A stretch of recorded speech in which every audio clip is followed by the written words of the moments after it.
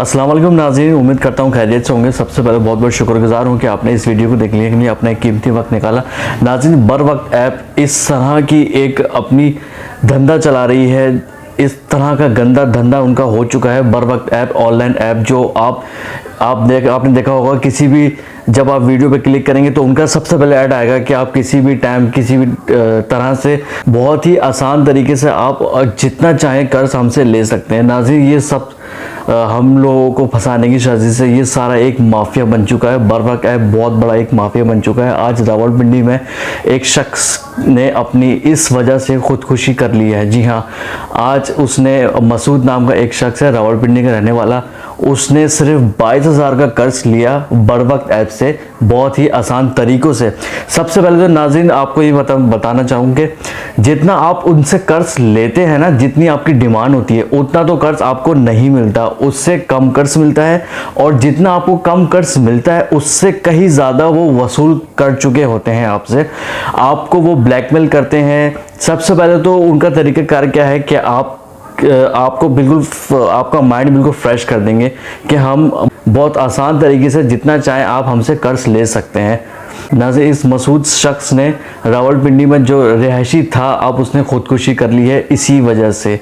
इसने सबसे पहले 22,000 का कर्ज इसने लिया, उसके बाद उन लोगों ने 1.5 महीने में इतना उस पर सूद डाल दिया कि वो आखिर में 7 लाख का कर्ज इसके ऊपर नाजिल कर दिया। 7 लाख का कर्ज, जो बंदा 22,000 के लिए बर वक्त ऐप के पास जा रहा है कि मुझे लोन दे दो, तो वो 7 लाख का कर्ज कैसे अदा करेगा।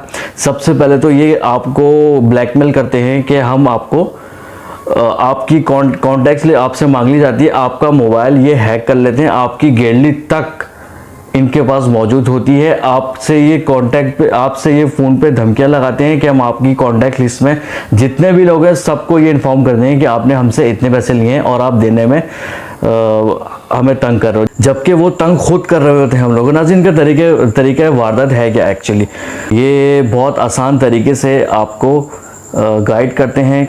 ठीक है, आप हमसे कर्ज ले लें, सिर्फ और सिर्फ NIC के ऊपर आप इनसे कर्ज ले चुके होते हैं।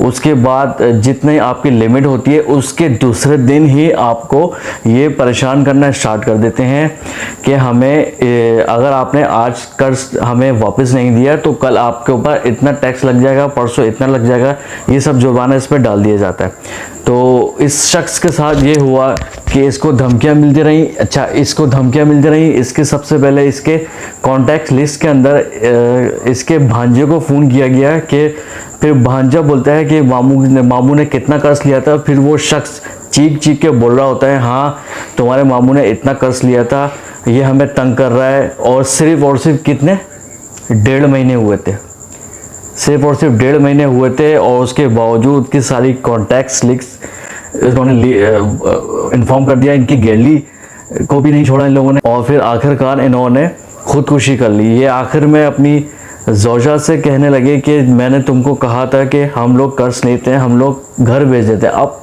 ज़ाहिर है फैमिली टर्म्स एक 22,000 के लिए कौन कर्ज भेजेगा। एक्चुअली ये बहुत बेरोज़गार थे। इन्होंने एक फ़ैसला ये किया कि यहाँ से लोन ले लेते हैं। बस इन्होंने लोन लिया कि इन्होंने अपनी ज़िंदगी ही उनको दे दी।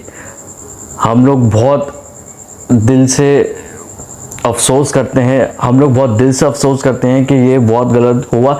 बल्कि हम लोग तो सिर्फ अफसोस ही कर सकते हैं, हम लोग गवर्नमेंट से अपील करते हैं कि सबसे पहले इनका धंधा बंद करना चाहिए। अगर हम लोग इसी तरह से अगर हम लोग इनसे लोन लेंगे और ये हमें फंसाते रहेंगे, इनका तो बहुत बड़ा एक माफिया बन चुका है।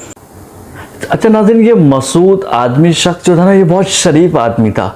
मतलब कि बहुत आसानी से ये खुद भी अगर ये कुछ करना चाहते तो शायद इसका फेस से ऐसा लग रहा है कि शायद ये कुछ नहीं कर पाते, ये और मज़ीद फंसते गए। मतलब एक इनका ऐसा प्लान होता है कि 10,000 भी आप अगर इनसे लोन लेते हैं ना, तो वो 1 से 1.5 महीने में लाखों के हिसाब से आपके ऊपर कर्ज आयद कर देते हैं। ये सूद डाल के मतलब जब बंदा 10,000 के लिए आपसे लोन ले रहा है तो वो 1 लाख 1.5 लाख कैसे पे कर सकता है। आप खुद सोचें नाज़रीन, हम लोग अपील ही कर सकते हैं अपने गवर्नमेंट से कि ये इनका गंदा जो धंधा है ना वो बंद करवाएं। गुजारिश करूँगा शेयर करें लाजमी, ये हमारे जो मासूम लोग हैं ना, जो मासूम लोग हैं वो ज़्यादा इसके अंदर इन्वॉल्व हो जाते हैं, और वो उनका जो आखिर में अंजाम होता है ना, तो वो यही होता है। अगर वो कुछ सोच कर भी, कुछ चाह कर भी इन लोगों के लिए कुछ करना चाहे ना, तो शायद वो नहीं कर सकते।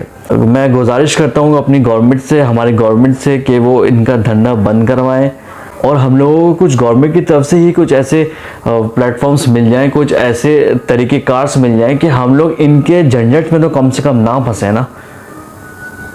बहुत मुश्किल होती है। इनके जो ख़ानदान वाले थे, इन्होंने बताया कि ये मसूद साहब हमारे घर के सबसे शरीफ इंसान थे, लेकिन ये बेरोज़गार थे, तो इस वजह से इनके ऊपर वो लोग बहुत ज़्यादा हावी हो गए थे, और यही वजह है उनकी ख़ुदकुशी की कि ये फंसते चले गए थे। आखिर में इन्होंने कॉल करी अपने खातून से, अपनी ज़ौजा से, कि और कोई हल नहीं है मेरे पास सिवाय ख़ुदकुशी के।